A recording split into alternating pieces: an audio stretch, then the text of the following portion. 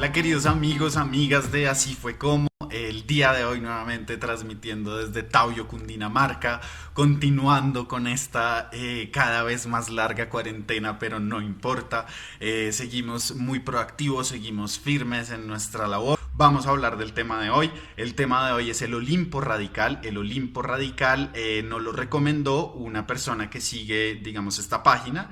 Muchísimas gracias si nos estás viendo por ahí, porque me gusta también como que ustedes me propongan a mí. Eso también a mí me facilita un poco el trabajo de ir a buscar. No significa que no haya una cantidad enorme y muy plural de temas que yo quiera abordar, pero es chévere también como sentir que está ahí como esa conexión entre ustedes y yo.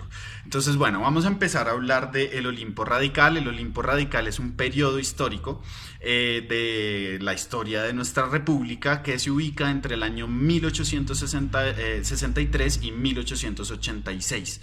Este periodo de tiempo va a ser como definido porque van a estar los liberales completamente en el poder. Ellos van a, digamos que, imponer una constitución que es una constitución completamente liberal, que se salía totalmente como de esos conservatismos retardatarios, y digamos que ofrecía a, digamos, la nación colombiana una cantidad de nuevas libertades, y no solo de nuevas libertades, sino que también se disputaba muchísimo ciertos tipos de poderes, por ejemplo el poder de la iglesia, el poder de la educación, quién iba a dar las clases, bueno, todo este tipo de disputas. Antes de entrar ya de lleno en todo lo que fue este periodo del Olimpo Radical, quiero decirles que en Colombia ya había habido, digamos, en el pasado, otros momentos en los cuales los liberales también habían llegado al poder. Nuestra historia realmente es muy corta, es una historia de 200 años, no porque sea corta significa que está carente de cosas muy interesantes, pero sí, digamos, entender que dentro de esos periodos, pues digamos que están muy juntos. Hay un periodo justo antes, 10 años antes, en 1853, en donde también van a haber una carta, digamos, constitucional que va a ser muy liberal. En esa carta constitucional se le permite a cada una de las regiones, que en ese momento eran estados autónomos, porque estábamos dentro de una figura federalista, crear su propia constitución. Hay una constitución de la cual quiero hacer un pequeño, digamos, aquí como aferrarme un segundito a este tema, y es la Constitución de Vélez. Si hay alguien aquí interesado, digamos, en los temas de género o, digamos, en los temas de constitucionalismo, es algo muy interesante porque en 1853 esta Constitución de Vélez, en Santander, es una constitución que le da el sufragio a la mujer. Entonces nosotros, digamos que aquí en Colombia tuvimos la oportunidad de tener una grandísima, grandísima ventaja en cuanto a esos derechos, como sufragistas, brindados hacia la mujer. ¿Qué fue lo que pasó? Pues que después vamos a tener justamente, como les digo, otros periodos de conservatismo retardatario, y obviamente dentro de esas figuras conservatistas, sobre todo, digamos, en lo que fue el siglo pasado, antepasado ya, pues vamos a tener muchísimos conservatismos que van a estar en contra de que la mujer tenga ese tipo de poder. Entonces, digamos que los roles sociales que ejercían los hombres y las mujeres para los conservadores en ese momento no contemplaban que la mujer pudiera votar. Entonces es por eso que ese gran progreso se termina botando a la basura.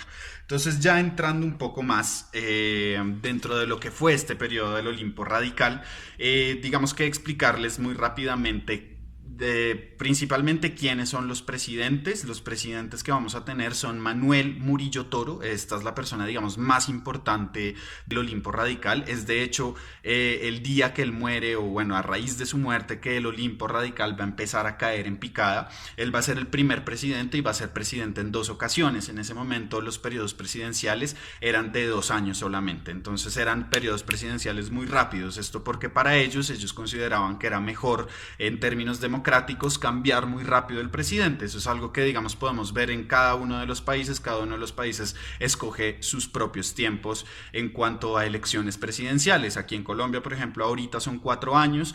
En el periodo que va a haber posterior al Olimpo Radical, que es el periodo de la regeneración, los periodos se van a volver de 6 años. Y, digamos, tenemos también repúblicas como la República Francesa, en donde los periodos son de 5 años. Entonces eso depende un poco de cada uno de los países.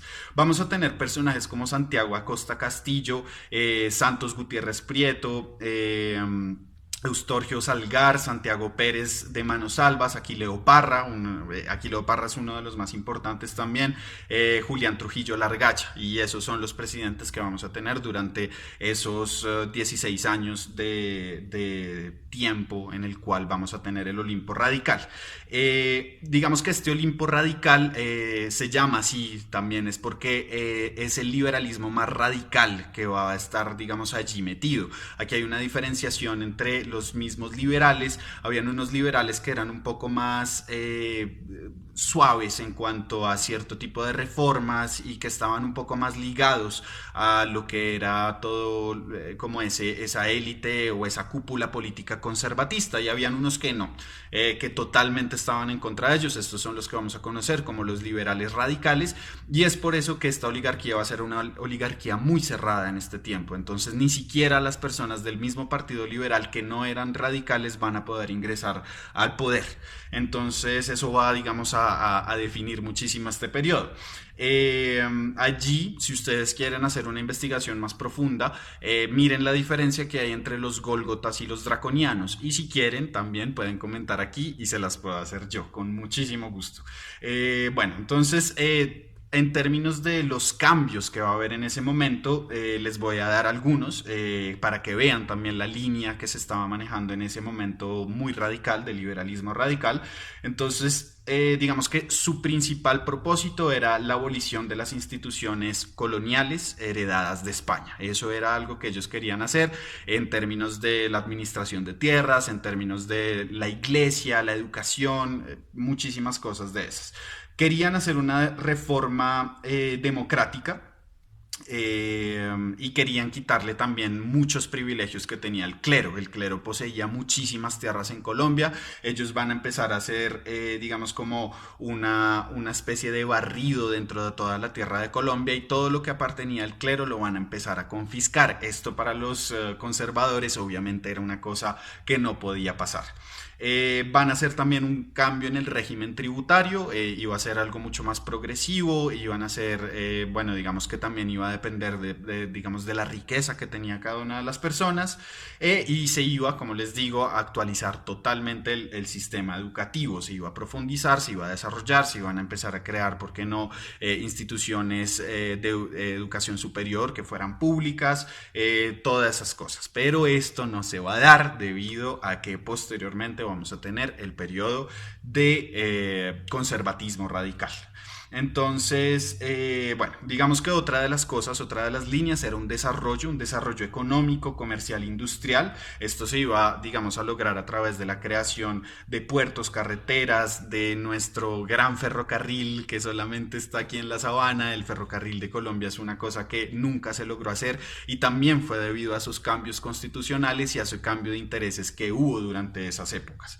Entonces, bueno, también entender que al mismo tiempo estos, digamos, esta élite política era una élite política muy ligada a una élite comerciante, una élite burguesa comerciante. Entonces, digamos que ellos también tenían sus propios intereses allí. Toda la línea del liberalismo siempre va a estar, digamos, atada con lo que se entiende en economía como el laissez-faire, el deje hacer, ¿sí? En español más cachaco. Entonces hay que entender, digamos, eso, ¿no? Lo que hoy entendemos como el liberalismo también va a empezar a cambiar, ¿no? En ese momento los liberales es probablemente como esa izquierda, ¿no?, dentro de esa escala política, pero en la medida que pasa el tiempo y empiezan a reforzarse ideas socialistas, nos vamos a empezar a dar cuenta de que el conservatismo y el liberalismo realmente estaban del mismo lado en cuanto a la economía, seguramente de una manera un poco diferente, pero tenían muchas proximidades. Entonces ya ahí nos damos cuenta, digamos, de la poca intervención que querían ellos que el Estado tuviera sobre las empresas, los privados, todo lo que era relaciones entre privados. Ojalá allí no estuviera el Estado. Y bueno, nada, no sé, aquí simplemente para poner los últimos daticos importantes, decirles que en ese momento, pues como les digo, estábamos bajo un régimen federalista a nivel administrativo, y había 9 estados soberanos soberanos. Muchas personas, muchos como pensadores de la historia van a decir, ese fue el gran problema del Olimpo radical, que en ese momento, como se dio tanta autonomía a cada una de las regiones, van a haber regiones en donde se van a empezar a mover movimientos bastante bélicos por parte de los conservadores, que no van a tener ningún tipo de control por el poder central. Entonces ellos van a empezar a poder mover casi que todo el estado, de esos 9 estados que había, pues van a tomarse un estado entero, después se van a tomar el otro. Eso va a empezar a generar una gran desestabilidad en el interior de Colombia, y es finalmente en 1885, en la batalla de la Humareda en Santander, que se va a, digamos, como a destruir ese régimen que fue el Olimpo radical, o bueno, ese periodo político histórico de nuestra historia. Entonces, bueno, espero que les haya gustado este pequeño resumen y nos vemos muy pronto con otro.